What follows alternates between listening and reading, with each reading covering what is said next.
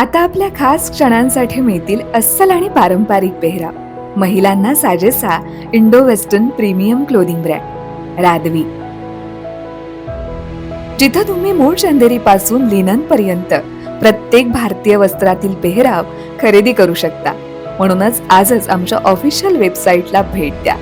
जिथं परंपरेचा साज, तिथं रादवी तुमच्यासाठी खास.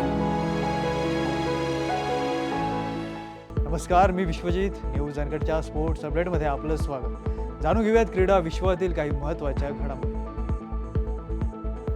भारताला अवघ्या 22 धावांनी इंग्लंड विरुद्धचा तिसरा कसोटी सामना गमवावा लागलाय. रवींद्र जडेजाची 72 धावांची जिगरबाज खेळी अखेर अपयशी ठरली. या विजयासह इंग्लंडनं 5 सामन्यांच्या कसोटी मालिकेत 2-1 अशी आघाडी घेतली. यापूर्वी बेन स्टोक्सच्या नेतृत्वाखालील संघानं लीड्स कसोटीत भारताला 5 विकेट्सनं हरवलं होतं.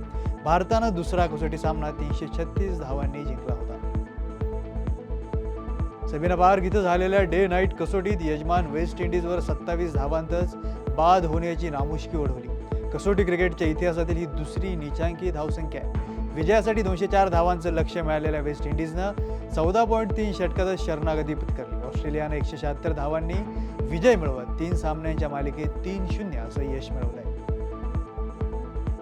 दक्षिण आफ्रिकेनं त्रिसदस्यीय मालिकेतील पहिल्या T20 सामन्यात झिम्बाब्वेवर 5 विकेट्सनं मात करत विजयी सलामी दिली. यजमान झिम्बाब्वेनं कर्णधार सिकंदर रझा याच्या अर्धशतकी खेळीच्या जोरावर दक्षिण आफ्रिकेसमोर 142 धावांचं माफक आव्हान ठेवलं होतं. मात्र दक्षिण आफ्रिकेनं हे आव्हान 25 बॉल आधी 5 विकेट्स गमावून पूर्ण केलं.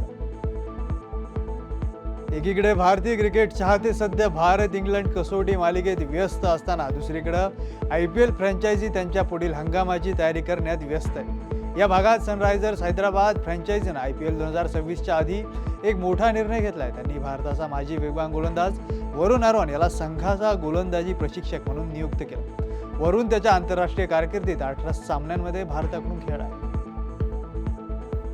कोल पामरच्या 2 गोलांच्या आणि 1 असिस्टच्या जोरावर चेल्सीनं क्लब वर्ल्ड कपच्या अंतिम सामन्यात पॅरिस सेंट जर्मनला 3-0 पराभूत करत सनसनाटी विजय नोंदवला. सुरुवातीलाच 3 गोल्सची आघाडी घेणाऱ्या PSG संघावर या अंतिम सामन्यात परिस्थिती पूर्णपणे उलटली आणि मध्यंतरापर्यंत संघ 3-0 पिछाडीवर पडला. भारतीय इंटरनॅशनल मास्टर वंतिका अग्रवाल हिनं महिला वर्ल्ड कपच्या दुसऱ्या फेरीत 14व्या महिला वर्ल्ड चेस चॅम्पियन ग्रँडमास्टर उन्ना उशेनिनाचा पराभव करत आगेकूच केली. याचबरोबर कोनेरू हम्पी, हरिका द्रोणावली, वैशाली आणि दिव्या देशमुख या भारतीय खेळाडूंनी तिसऱ्या फेरीत प्रवेश केला.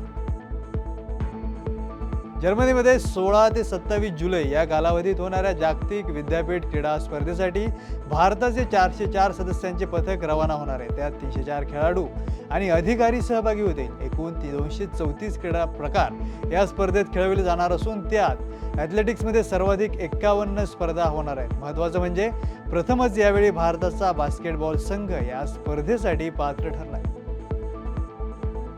दुबई येथे झालेल्या 57व्या आंतरराष्ट्रीय रसायनशास्त्र ऑलिम्पियाडमध्ये भारतीय विद्यार्थ्यांनी उत्कृष्ट कामगिरी करत 2 सुवर्ण आणि 2 रौप्य पदकं पटकावली. त्यामध्ये जळगावच्या देवेश पंकज भैया आणि हैदराबादच्या संदीप कुची यांनी सुवर्ण पदकांची कमाई केली, तर ओडिशातील भुवनेश्वर येथील देवदत्त प्रियदर्शी आणि दिल्लीच्या उज्ज्वल केसरी यांनी रौप्य पदकांची कमाई केली. या बातमीसह स्पोर्ट्स अपडेटमध्ये इथेच थांबूया. पाहत रहा न्यूज अनकट.